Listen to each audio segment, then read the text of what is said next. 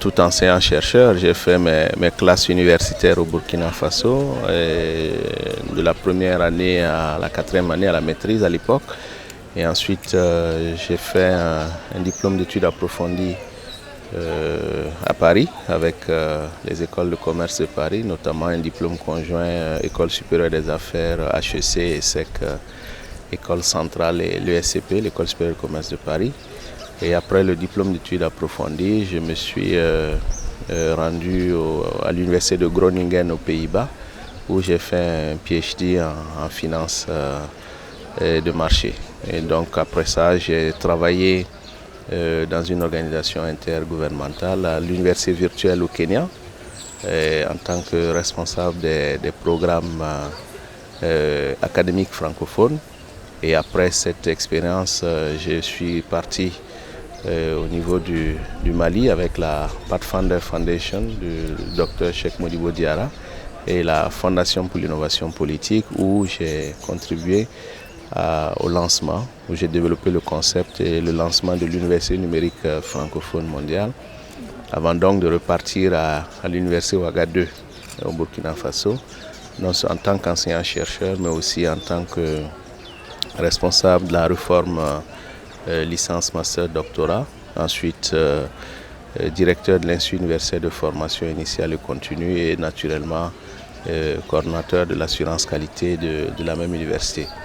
J'ai également lancé les formations doctorales en sciences de gestion à l'université Ouagadougou et également l'exécutif d'IBA, le doctorat professionnel ainsi que le doctorat de recherche.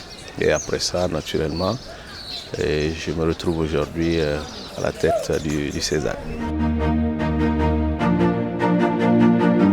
Non, ce n'est pas la première fois. J'avoue que je connais quand même le Sénégal parce que j'ai effectué des missions d'enseignement à l'université Gaston Berger de Saint-Louis. J'ai participé aux préparations de concours d'agrégation à Dakar. Et j'aurais dû ajouter que, étant professeur agrégé, je suis professeur invité dans plusieurs universités, aussi bien de la sous-région qu'en Afrique du Nord, notamment en Égypte, et également en France et en Hongrie. Bien, il faut d'abord dire que c'est un processus de sélection après un appel à candidature.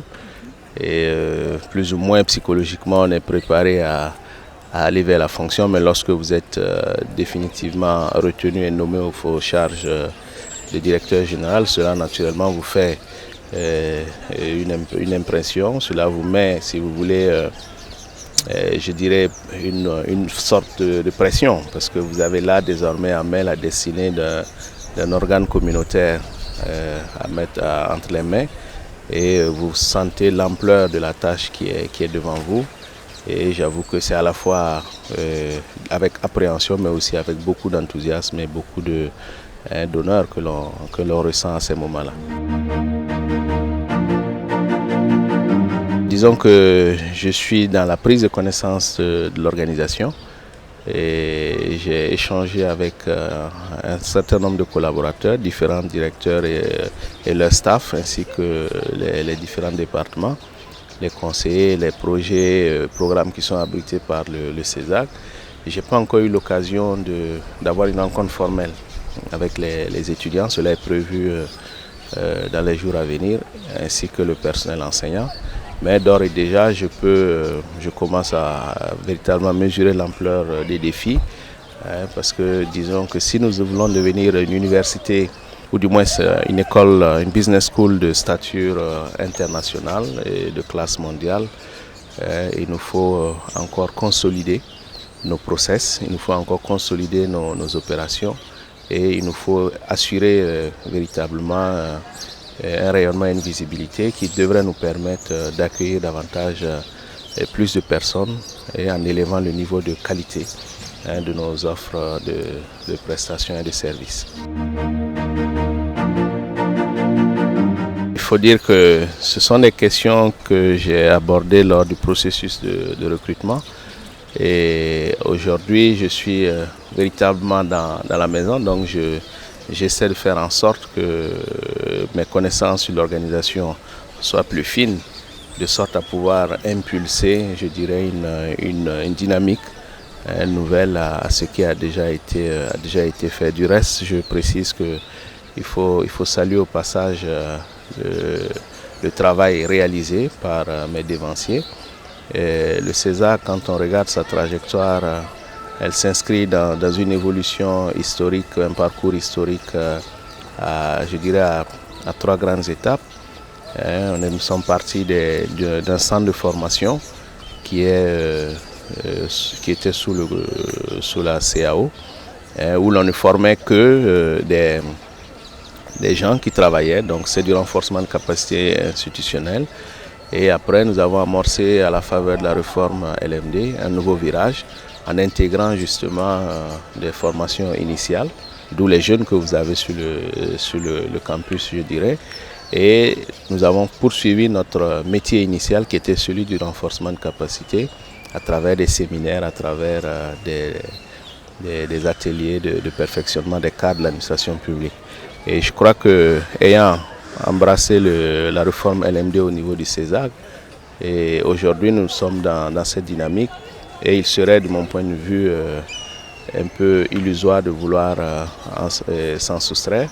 Il faut que nous consolidions ce nouveau paradigme qui a été adopté, de sorte à ce que l'école puisse s'inscrire dans la vision souhaitée par les organes de tutelle, à savoir en faire une business school de stature internationale. Donc ce que nous aurons à faire, c'est comme je l'ai dit, il faut renforcer nos opérations, première chose. Deuxième chose, il faut maintenant que nous amorcions aussi un dernier niveau de notre réforme qui est le D. Nous avons le L, nous avons le M, il nous faut maintenant le D, tout en consolidant, en diversifiant nos offres de formation, formation certifiante, formation qualifiante, formation diplômante.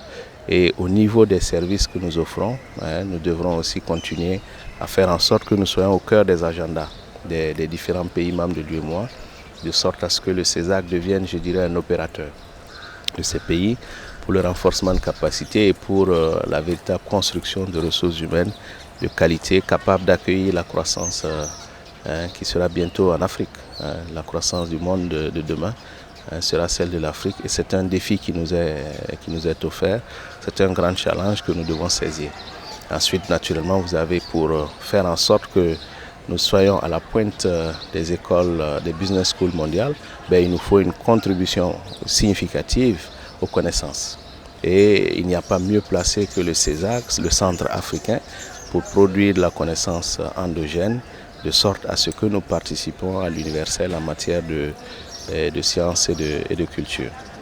Donc voici, si vous voulez, quelques grandes lignes, quelques grandes articulations qui vont venir consolider, renforcer et développer davantage ce qui a déjà été engagé par mes prédécesseurs.